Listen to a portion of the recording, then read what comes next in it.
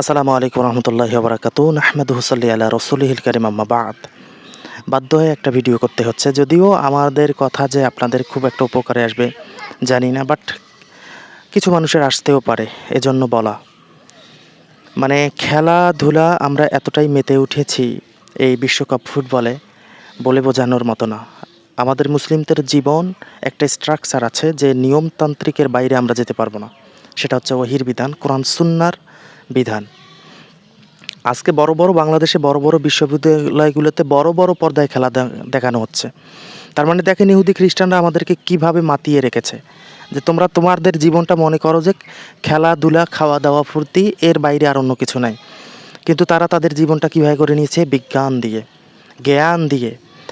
আজ তারা জ্ঞান দিয়ে, বিজ্ঞান দিয়ে বিভিন্ন অস্ত্র আবিষ্কার করে আমাদের মুসলিম ভাইকে হত্যা করতেছে। ইসরায়েল আজকে দেখেন, আমেরিকা দেখেন, তারা কি করতেছে? আমাদের মুসলিম ভাইদেরকে হত্যা করতেছে, গাজা দখল করে নিচ্ছে। একদিন এ দেশকেও দখল করে নিতে পারে। তো আমাদের অবস্থা হয়েছে এরকম যে যে এত বোকা মানুষ আর পৃথিবীতে হতে পারে না, বা বোকা জাতি এই পৃথিবীতে আর কেউ হতে পারে না। আমাদের ভালোবাসা তাদের প্রতি এতটা চরম পর্যায়ে পৌঁছে গেছে যে ভালোবাসাটা উচিত ছিল আল্লাহ সুবহানাহু ওয়া তাআলাকে। একজন মুমিন তো সব থেকে বেশি ভালোবাসবে আল্লাহকে, আশাদ্দু হুব্বান লিল্লাহ, সব থেকে বেশি ভালোবাসবে আল্লাহ সুবহানাহু ওয়া তাআলাকে, তারপর রাসূল সাল্লাল্লাহু আলাইহি সাল্লামকে। অথচ আমাদের ভালোবাসা নেইমার, মেসি, রোনালদো, ম্যারাডোনা এগুলো।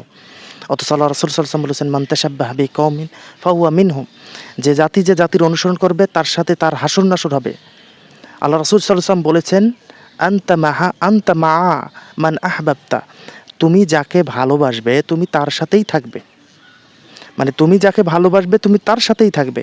তো চিন্তা করে দেখেন আমাদের ভালোবাসা কতটা পর্যায়ে। আমাদের আল্লাহ রাসূল সাল্লাল্লাহু আলাইহি ওয়াসাল্লামকে যতটা গালি দিলে আমাদের অন্তরে যতটা না কষ্ট হয়, তার থেকে বেশি কষ্ট হয় যখন মেসি তার দল ঠকে যায়।